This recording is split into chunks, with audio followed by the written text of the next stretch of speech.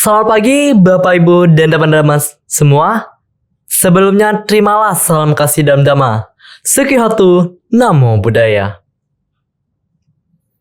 Mengawali ceramah dhamma saya hari ini, marilah kita memanjatkan puji dan syukur kehadiran Tuhan Yang Maha Esa, para Buddha, Bodhisattva dan Mahasatwa, dan atas karma baik yang telah kita lakukan. Sehingga kita dapat dalam kondisi yang sehat dan dengan batin yang tenang. Saya selaku juara 1 lomba Sipa Dhamma Samaja di bidang Dhamma Kata akan membawakan ceramah Dhamma yang berjudul Bijak di Era Digital, Menjadi Jujur dan Peduli sesuai ajaran Buddha.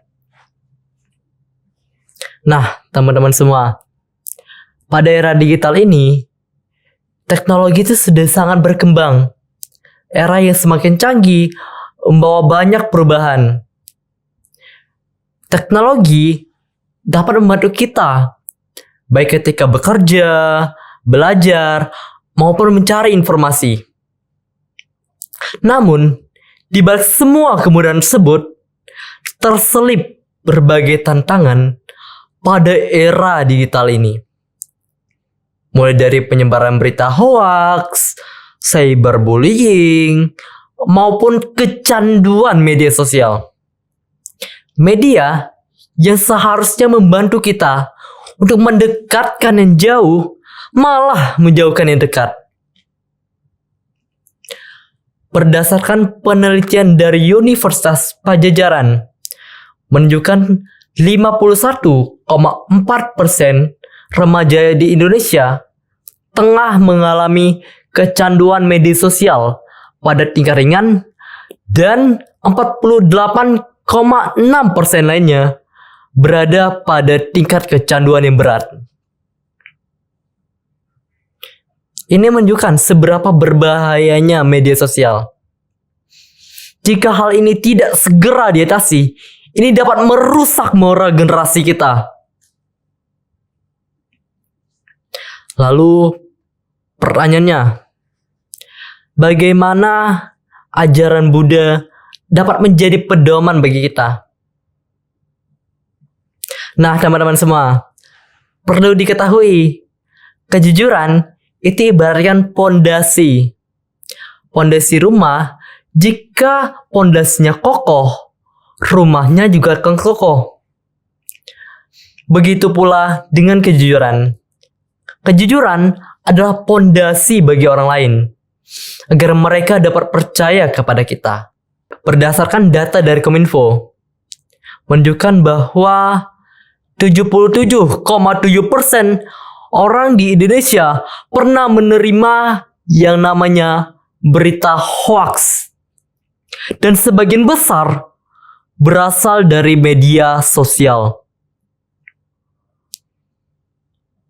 Oleh karena itu, jika kita menerima informasi dari media sosial, jangan langsung diterima mentah-mentah.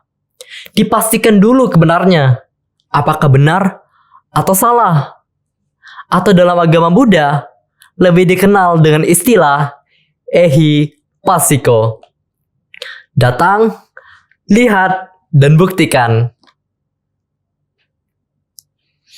Kita juga dapat mengembangkan kejujuran dengan salah satu ajaran moral yang pernah diajarkan oleh Buddha, yaitu Pancasila Buddhis yang keempat, yakni Musawada, Weramani, Sikapadang, Samadhyami, yang artinya saya bertekad untuk melatih diri menghindari segala bentuk ucapan yang tidak benar. Dengan mempraktikkan sila ini, kita dapat mengembangkan kejujuran terhadap sesama. Sebagaimana dalam Anguttara Nikaya 10.176. Ia yang meninggalkan ucapan salah, berbicara benar, dapat dipercaya dan dapat diandalkan, tidak akan menipu dunia.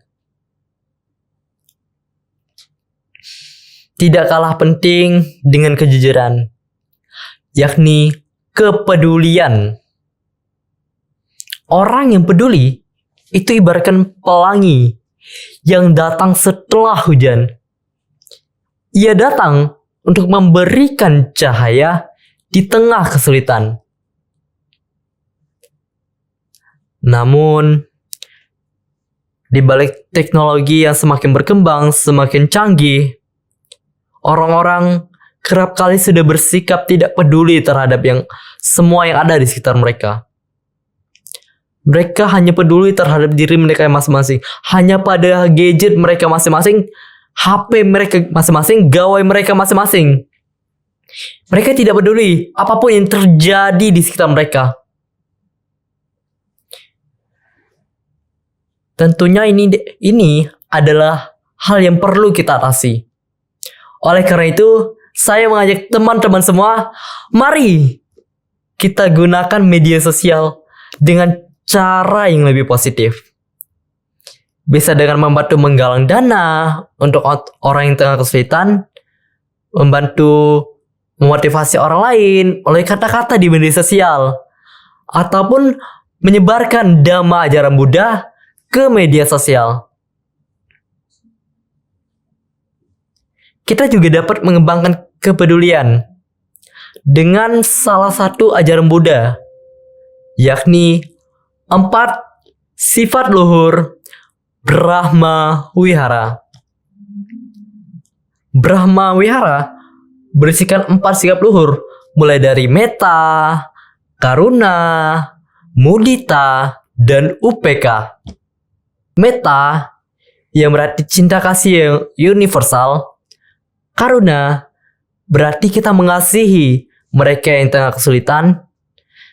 Mudita berarti kita bersyukur atas kebahagiaan orang lain. Kita ikut turut bahagia.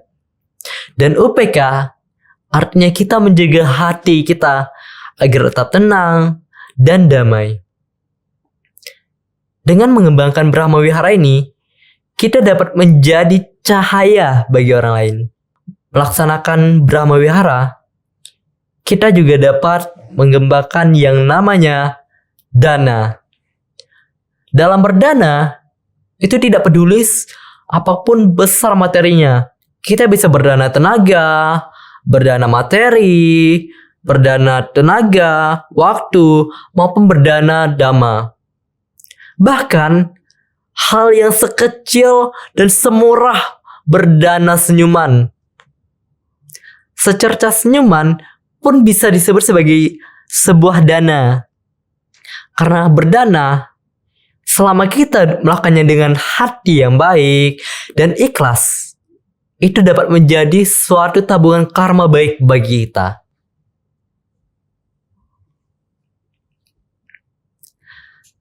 Pada era digital ini memang banyak membawa perubahan, baik itu dampak positif maupun negatif. Namun, dengan ajaran Buddha, kita dapat dengan bijak memilah mana yang baik dan mana yang buruk, mana yang boleh kita lakukan dan mana yang tidak boleh kita lakukan. Semoga sharing Dharma saya hari ini dapat bermanfaat bagi kita semua dan kita dapat mengembangkan sikap jujur dan peduli terhadap sesama. Saya ucapkan terima kasih kepada semua teman-teman yang telah menonton video hari ini dan saya akhiri dengan Sukihotu Namo Buddhaya. Namo Buddhaya.